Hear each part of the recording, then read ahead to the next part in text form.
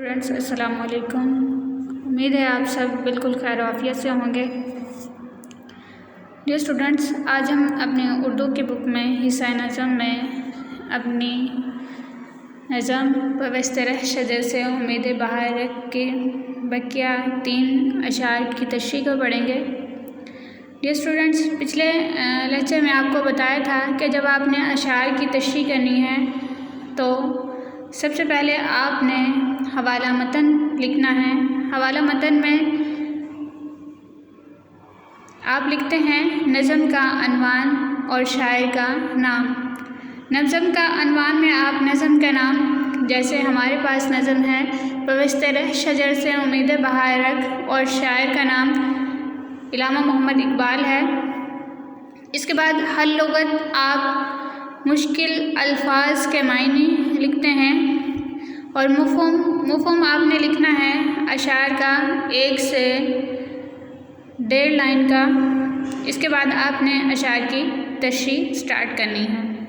Dear students, پچھلے lecture میں ہم نے پہلے 3 اشعار کی تشریح کی تھی، اور اب ہم بقیہ 3 اشعار کی تشریح کریں گے۔ تو سٹارٹ کرتے ہیں۔ پہلا شعر ہے ہمارے پاس، جو نغمہ زن تھے خلوت اور آنکھ میں طور، رخصت ہوئے تیرے شجر سایہ دار سے۔ نغمہ زن ہوتے ہیں گیت گانے والے، خلوت تنہائی اور آگ و پرندے ہوتے ہیں طور۔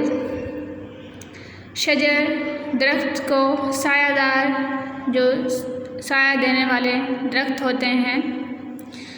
ڈیئر اسٹوڈنٹس، اس شعر میں شاعر علامہ اقبال کیا کہتے ہیں کہ پتوں کے اوٹ میں جو پرندے گیت گایا کرتے تھے وہ تیرے اس سایہ دار درخت سے رخصت ہو چکے ہیں، اب تجھ پر زوال کا وقت آ گیا ہے۔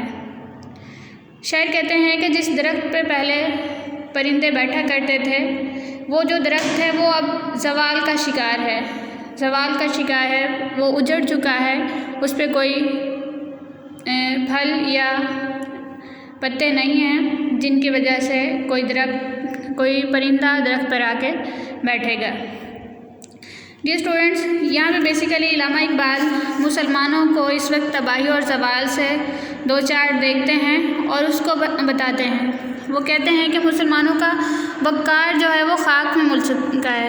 امت مسلمہ کے عظیم سپوت جنہوں نے ذمہ داری سے کام کرنا تھا، جنہوں نے مسلمانوں کو بیدار کرنا تھا، وہ رخصت ہو چکے ہیں، وہ اس دنیا سے جا چکے ہیں۔ وہ رہبر قوم جو ملت اسلامیہ کو متحد ہو کر طاقت کے حصول کی تلقین کرتے تھے اور کہا کرتے تھے کہ ایک ساتھ رہنے میں ہی ترقی ہے اور اصل بنیاد مسلمانوں کی یہی ہے، تو وہ اس دنیا سے رخصت ہو گئے ہیں۔ شاعر کا مقصد ہے کہ مسلمان زوال پذیر ہو چکے ہیں، ان کی راہبری کرنے والے اہل دل لوگ اب نہیں ہیں۔ بظاہر جو لوگ ان کی رہبری کر رہے ہیں وہ بیسیکلی ان کے راہبری نہیں کر رہے ہیں، وہ ان کو کوئی گائیڈ لائن نہیں دے رہے ہیں۔ شاعر کہتے ہیں کہ مسلمان کو چاہیے کہ وہ ایک دوسرے سے مل کے رہیں، ایک ساتھ جڑ کے رہیں، اور اس حقیقت سے آشنا ہو جائیں کہ وہ جب تک ایک رہیں گے تب تک کامیاب رہیں گے۔ کامیابی کے لیے قوم میں اتحاد و اتفاق کی ضرورت ہے۔ پوری قوم کو ایک ساتھ مل کے کوشش کرنی ہوگی، تب جا کے ملت اسلامیہ کی کشتی ہے وہ طوفانوں سے نکل سکے گی۔ مسلمان جو آج غلامی کا شکار ہیں وہ کامیاب ہو جائیں گے، وہ عروج پہ آ جائیں گے۔ جہاں مسلمانوں نے پہلے حکومت کی تھی وہیں پہ مسلمان اب زوال کا شکار ہیں۔ اگر مسلمان دوبارہ سے اکٹھے ہو کے اتحاد کے ساتھ کام کریں گے تو وہ ضرور کامیاب ہو جائیں گے اور اپنا کھویا ہوا مقام واپس حاصل کر سکتے ہیں۔ ڈیئر اسٹوڈنٹس، نیکسٹ شعر ہے، شاخ بریدہ سے سبق اندوز ہو کہ تو نا آشنا ہے قائد روزگار سے۔ شاخ بریدہ، کٹی ہوئی شاخ، سبق اندوز ہونا، سبق حاصل کرنا، نا آشنا، نا واقف، جیسے جانتے نہ ہوں، قائد روزگار، زمانے کے اصول، زمانے کے قواعد۔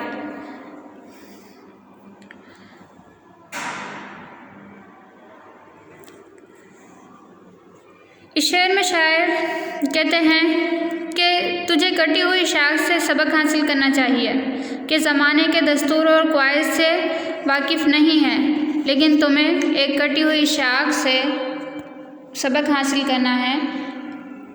شاعر کہتے ہیں کہ جس طرح ایک شاخ کٹ جاتی ہے تو وہ دوبارہ سے درخت کے ساتھ نہیں جڑ سکتی، تو مسلمان بھی ایک کٹی ہوئی شاخ کی طرح ہے، کٹی ہوئی شاخ سے سبق حاصل کرے۔ اگر تو واقعی عروج حاصل کرنا چاہتا ہے تو تجھے اپنی ملت سے تعلق جوڑنے پڑیں گے۔ ملت اسلامیہ کی قوت کا سرچشمہ ملی اتحاد ہے۔ علامہ اقبال کہتے ہیں کہ ہمیں حقیقت کو ذہن میں رکھتے ہوئے اتحاد اور اتفاق سے کام کرنا چاہیے۔ اتحاد جب تک ہوگا تبھی ہم کامیاب ہو جائیں گے۔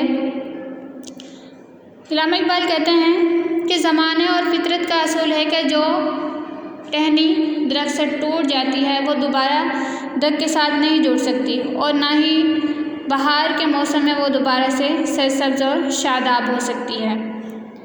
وہ سوکھ جاتی ہے اور کبھی بھی اس پر پھل یا پتے نہیں لگتے۔ جس طرح ڈیئر اسٹوڈنٹس کتاب بک بنتی ہے نا، وہ کوئی ایک یا دو صفحات سے کتاب نہیں بنتی، بلکہ بہت زیادہ صفحات مل کے ایک کتاب بناتے ہیں۔ اسی طرح ملت اسلامیہ کی، مسلمانوں کی اگزامپل ہے کہ جب تک وہ ایک ساتھ رہیں گے تو ملت رہیں گے، قوم رہیں گے، لیکن جب بچھڑ جائیں گے، الگ ہو جائیں گے تو وہ منتشر ہو جائیں گے، ان میں شیرازہ بندی ہو جائے گی اور وہ بکھر جائیں گے۔ تو مسلمان قوم ایک وجود سے آتی ہے، ایک وجود کی طرح ہے۔ تاریخ گواہ ہے کہ جب مسلمان متحد ہو کے میدان عمل میں آئے تو چند ہی سالوں میں انہوں نے پوری دنیا پہ حکومت کی، دنیا پہ راج کیا۔ لیکن جب مسلمان باہمی نااتفاق اور انتشار کا شکار ہو گئے تو زوال اور پستی میں گر گئے۔ آج بھی دنیا میں مسلمانوں کے دوبارہ ابھرنے کا ایک ذریعہ ہے، اور وہ متحد ہو کر کام کریں، باہمی اتفاق سے کام کریں، اختلافات کو ختم کر دیں۔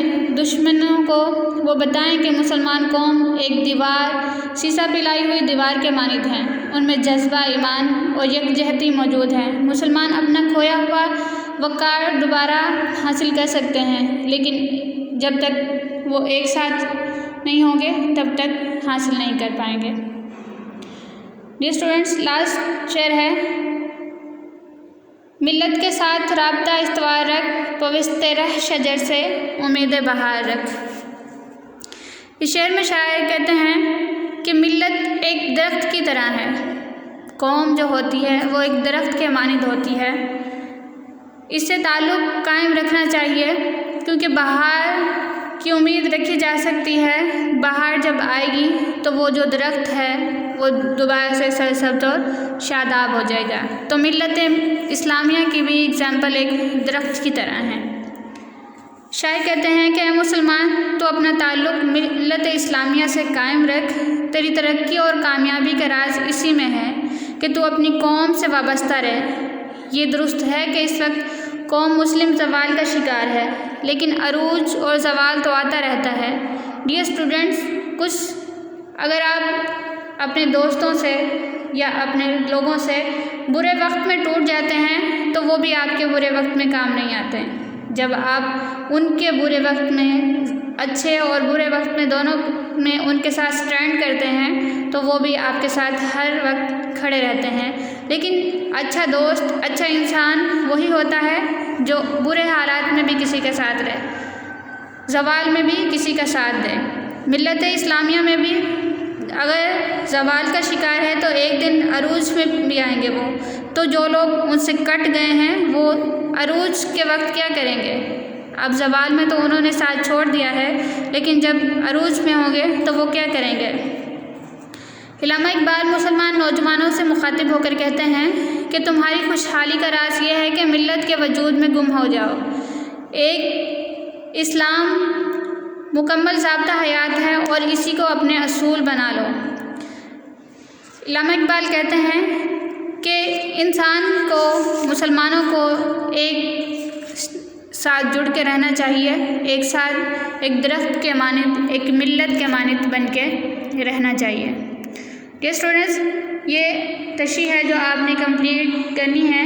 اس کے بعد اس کی ہم مشق کی طرف آئیں گے اور مشق بھی کریں گے۔ ڈیئر اسٹوڈنٹس، پہلا سوال ہے، اقبال نے ڈالی اور شجر سے کیا مراد لی ہے؟ تو اسٹوڈنٹس ہم نے پڑھا تھا ڈالی سے مراد علامہ اقبال نے کہا تھا کہ وہ لوگ جو درخت سے یعنی کہ اپنے لوگوں سے، ڈالی جو ہے وہ لوگ ہیں جو ملت سے زوال کے وقت ٹوٹ جاتے ہیں، اور شجر ملت اسلامیہ ہے، مسلمان امت ہے۔ نیکسٹ کوشچن ہے، عہد خزاں کس کے واسطے لازوال ہے؟ عہد خزاں درخت سے الگ ہو جانے والوں کے لیے لازوال ہے۔ خزاں کے موسم میں پتے جھڑ جاتے ہیں، لیکن بہار آنے پر جو ٹہنیاں جو درخت کے ساتھ لگی ہوتی ہیں وہ دوبارہ سے رینیو ہو جاتی ہیں، دوبارہ سے سرسبز و شاداب ہو جاتی ہیں۔ لیکن جو خزاں کا موسم ہے وہ اس کے لیے لازوال ہے جو شاخ ٹوٹ گئی ہے۔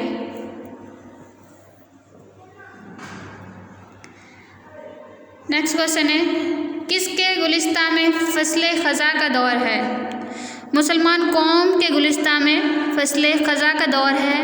اس شعر میں ملت اسلامیہ کے لیے ایک عظیم درس ہے کہ مسلمان جو کبھی عروج پر تھے وہ آپس میں ایک دوسرے سے عدم اعتماد کی وجہ سے اب خزاں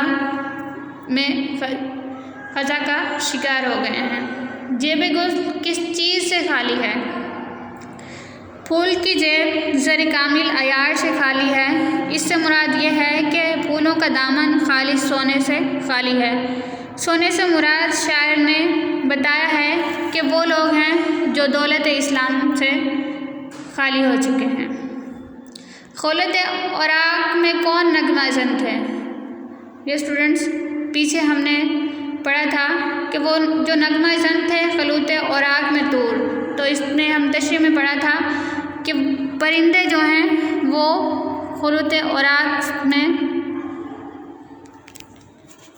علامہ اقبال کہہ رہے ہیں کہ امت مسلمہ کے عظیم سپوت جنہوں نے اپنے کردار و عمل سے مسلمانوں کو بیدار کر کے ان میں جذبہ آزادی پیدا کیا تھا، اب وہ دنیا سے رخصت ہو چکے ہیں۔ تو خلوت اوراق میں